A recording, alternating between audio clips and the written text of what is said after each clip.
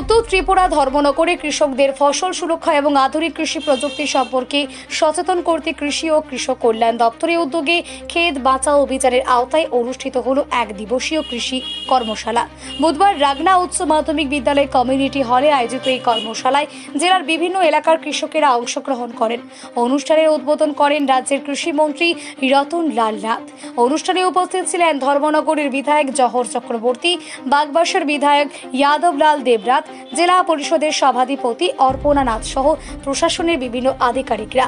কর্মশালায় বক্তব্য রাখতে গিয়ে বিধায়ক জহর চক্রবর্তী বলেন, কৃষকদের আর্থিক উন্নয়ন এবং কৃষি উৎপাদন বৃদ্ধি করতে রাজ্য সরকার একাধিক জনকল্যাণমূলক প্রকল্প বাস্তবায়ন করছে।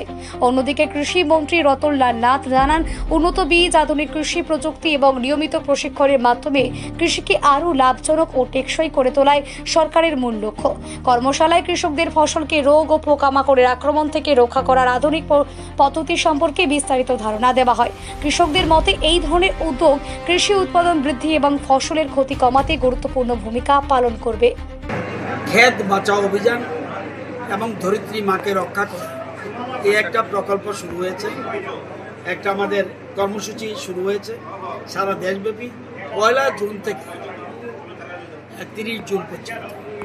এটারই অঙ্গ আজকে এখানে। অর্থাৎ দেখা যাচ্ছে প্রকৃতি পরিবর্তন হয়ে যাচ্ছে, পরিবেশ পরিবর্তন হয়ে যাচ্ছে, জমি শেষ হয়ে যাচ্ছে, বিষাক্ত হয়ে যাচ্ছে। সেই জন্য ধীরে ধীরে আমরা প্রাকৃতিক চাষ এবং জৈব চাষের দিকে যাচ্ছি। বর্তমানে আমরা আমাদের রাজ্যে 5,000 হেক্টর আমরা প্রাকৃতিক চাষ করছি, কিন্তু আমাদের টার্গেট যে এই বছরের শেষের দিকে আমরা টার্গেট 16,000 হেক্টর আমাদের টার্গেট প্রাকৃতিক চাষ।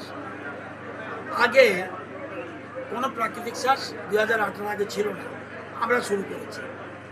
অর্গ্যানিক চাষ ছিল মাত্র 2,000 হেক্টর, আজকে আমরা সেখানে 26,000 হেক্টরে পৌঁছেছি। উদ্দেশ্য হলো জমিটা নষ্ট হয়ে যাচ্ছে কেমিক্যাল ইউজ করতে করতে করতে করতে। আবার সবার একটা ধারণা কেমিক্যাল ইউজ করলেই আমাদের ফসল বাড়বে, উৎপাদন বাড়বে, কিন্তু দেখা গেছে প্রাকৃতিক চাষেও যদি আমরা সঠিকভাবে ব্যবহার করি, কেমিক্যাল চাষে কিন্তু কেমিক্যাল ব্যবহারের ফলে পয়সা বেশি যায়, প্রাকৃতিক চাষে আপনার খরচও কম, উৎপাদনও বেশি। সেই জন্য আমরা সবাই সারা দেশে আমাদের প্রকল্প শুরু করেছি।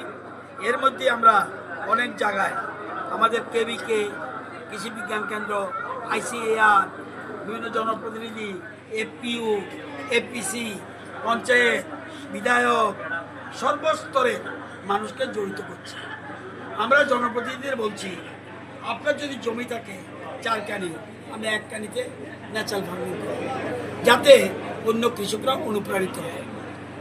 বর্তমানে আমাদের দেশ কৃষিতে অনেক বেশি উন্নত, কিন্তু তবুও ধরিত্রী মাকে বাঁচিয়ে রাখতে হবে, জমিকে বাঁচিয়ে রাখতে হবে, জমি যাতে শেষ না হয়ে যায়।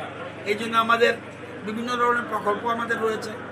কেঁচোকে বাঁচিয়ে রাখতে হবে, ফ্যাঙ্গাসকে বাঁচিয়ে রাখতে হবে। এই জন্য আমরা গুরুত্ব দিচ্ছি। প্রতি জায়গায় আমরা পঞ্চায়েত লেভেলে আমরা সভা করছি এবং জেলা পরিষদ লেভেলে সভা করছি, পঞ্চায়েত সমিতি লেভেলে সভা করছি।